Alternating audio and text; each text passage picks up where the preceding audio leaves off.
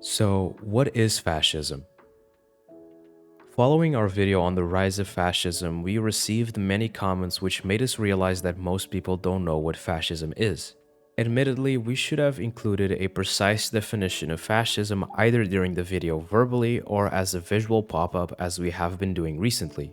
Regardless, this video will address what fascism is and will delve into many of the misconceptions and other false ideas that we came across in the comments we received. Fascism is a far-right authoritarian ultranationalist ideology characterized by dictatorial power, forcible suppression of opposition, of society, and the economy. Fascism is considered far-right due to its extreme nationalist and authoritarian tendencies, which starkly contrast with the egalitarian and internationalist principles of the left.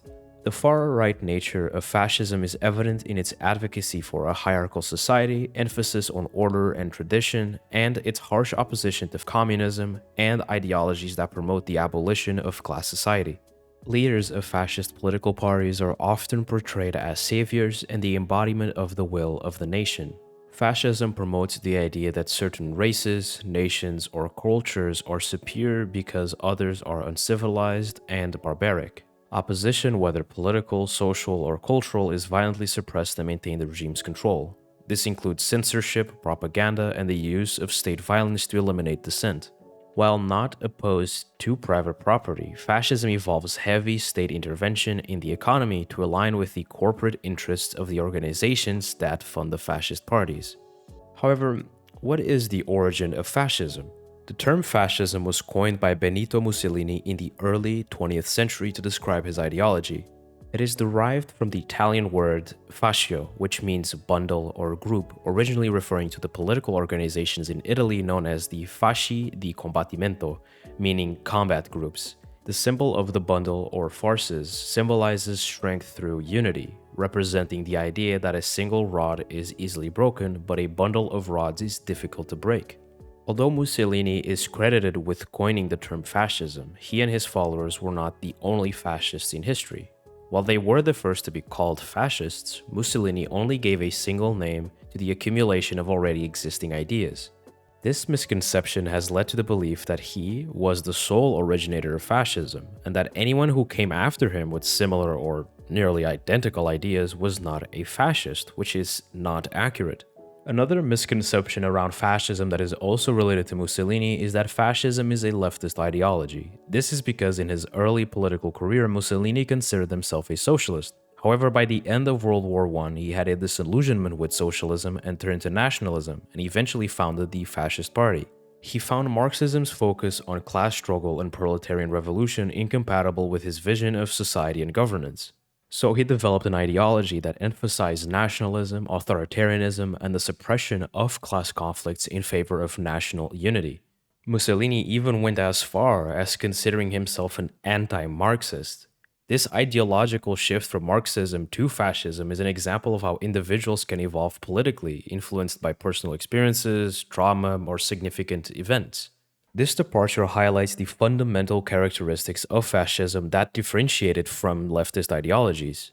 So to say that fascism is a leftist ideology because at some point in his life Mussolini called himself a socialist is very dishonest, and a pretty obvious attempt to defame socialism. Fascism is also often motivated by religious beliefs, contrasting sharply with Marxism, which is a materialist philosophy. Marxism's foundation in dialectic materialism means it denies the existence of gods, spirits, and other supernatural entities. Marxism focuses instead on the material world and its conditions and social relations as the driving forces of historical development. This atheistic basis further delineates the profound ideological divide between Marxism and fascism. So now that we have defined fascism, let's look back at the comments we received on our video on the rise of fascism. Many people question whether embracing certain beliefs, for example regarding immigration, might characterize them as fascists. These comments seemingly found that their beliefs closely resemble our description of fascist ideals in our other video. Instead of genuinely expressing concern and questioning their own beliefs, it seemed that their comments were more focused on trying to manipulate the definition of fascism, its history, and its presence in the modern times. Many of those comments were filled with misinformation from right-wing propaganda. For example, they asserted that fascism is a leftist ideology, which we have already debunked in this video. As the moderate right gradually embraces more far-right ideas, these tactics aim to redefine fascism and ensure that their own far-right ideas are distanced from it. Many other comments also try to downplay the severity of fascism and even suggested that it is something that we need. It's important to note that no single characteristic can definitively label someone as a fascist.